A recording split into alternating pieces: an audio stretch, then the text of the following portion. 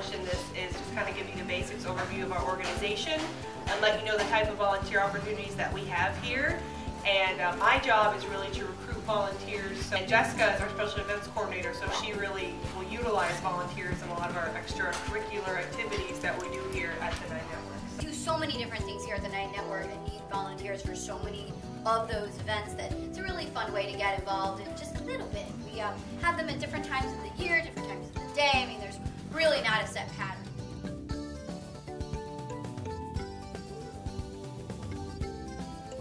I wanted to kind of take you back 55 years and tell you how we got started. I don't know if many of you know, educational television in this country started here in St. Louis.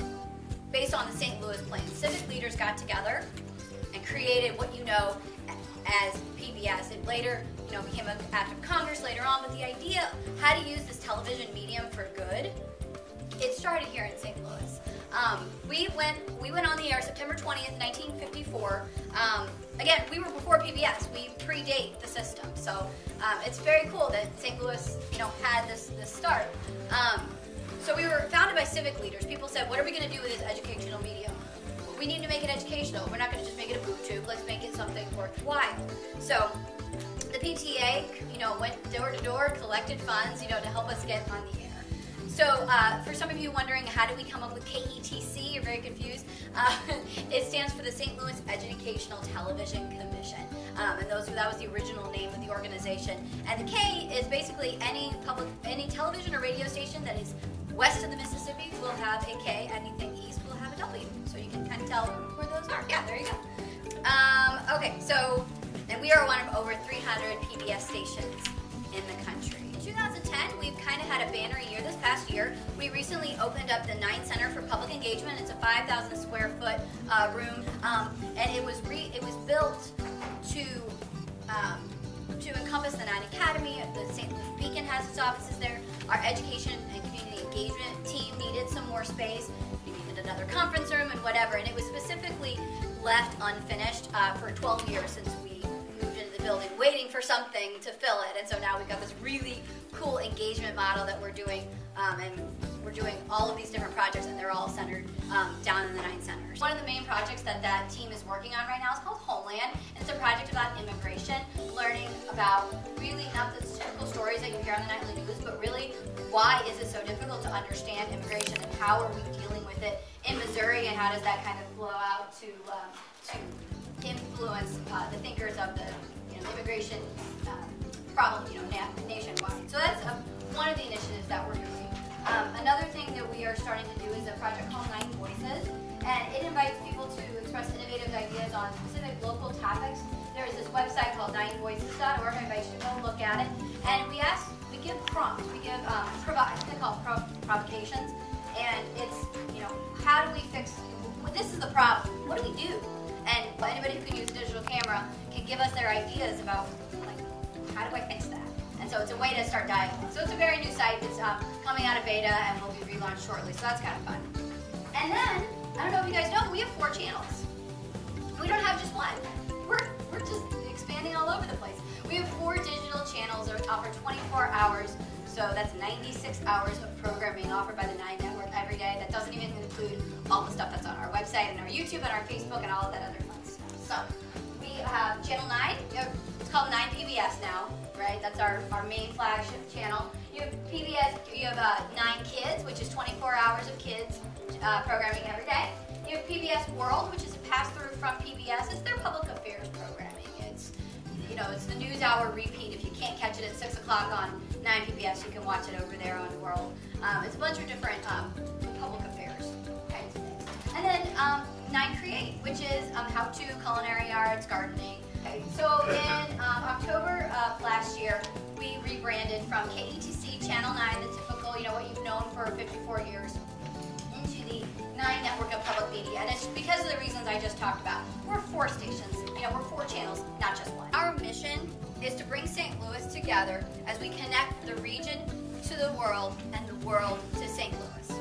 We do that through our community engagement programs. We do that through Living St. Louis and Donnybrook. We bring the world to St. Louis by bringing in all of those programs you know on from PBS, from American Public Television, from you know, the Live at the Met, you know, the great performances. All of those things are ways to bring the world to St. Louis, and then of course to tell our story to the world as well. We also have a vision here at Nine, and we envision a confident and proud community ignited by the spirit of possibility and connected through public media.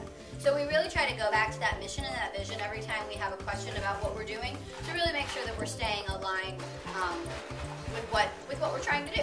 How do we get our support? So we are, as most people don't realize, we're not completely funded by the government. PBS was created by a mandate from Congress, and it kind of stopped there.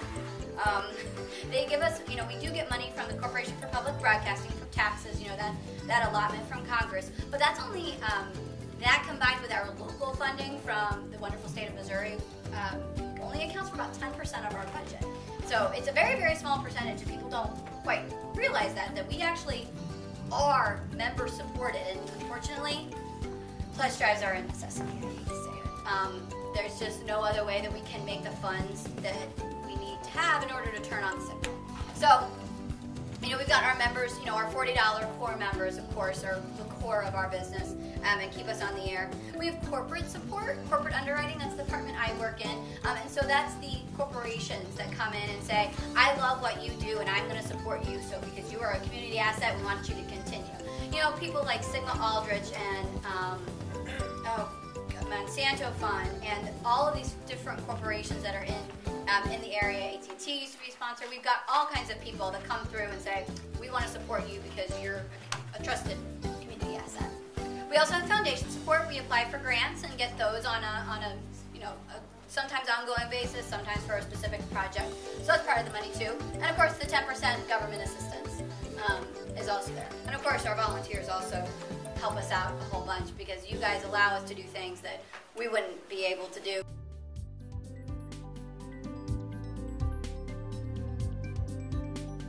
In the handbook, there is information about attendance, attire. We have a clocking station for the volunteers who come into our building and work X amount of hours. Information about how we recommend attending an orientation like this, so you guys already crossed that off your list. Information about parking, personal belongings, training, which is very similar to our orientation, and transportation. There's also some policies in place, and again, these are things that are more necessary than anything. We have to have them in there so you guys know about them. So I'm not going to spend a lot of time on them, but I do recommend that you just look them over so you're familiar with them. In the world of volunteers here, we really have kind of like two tiers that people can really fall into.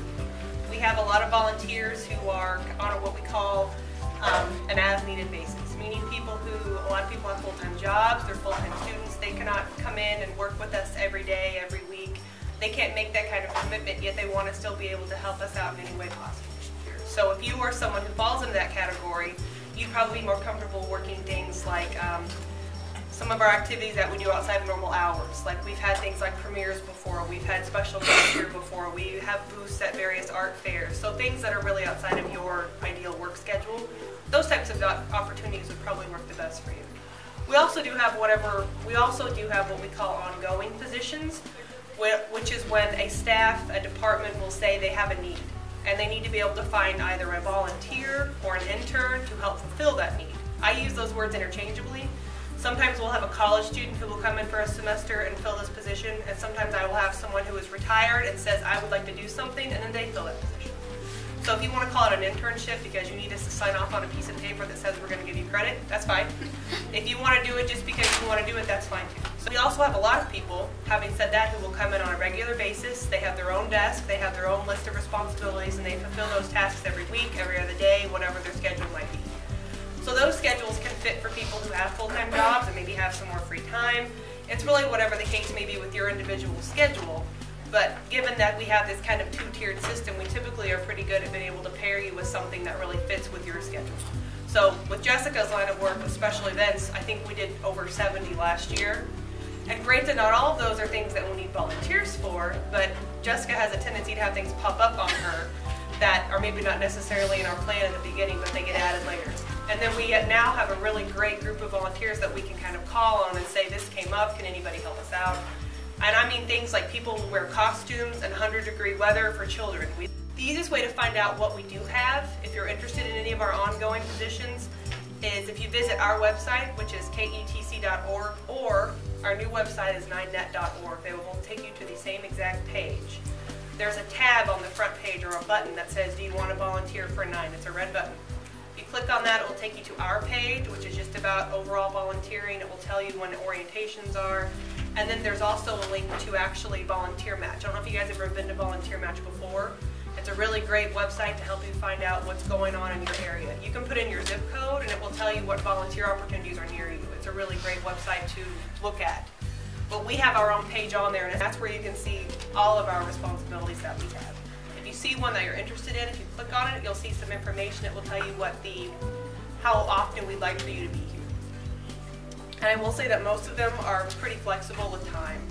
In the Nine Center for Public Engagement, there's this really exciting thing going on called the Nine Academy. I don't know if you guys have heard about this through other people, but basically we offer free editing classes to anyone who wants to take them. I think you have to be at least 14 years old, though we have offered them to classes, all students at one time. I think that made it a little bit easier.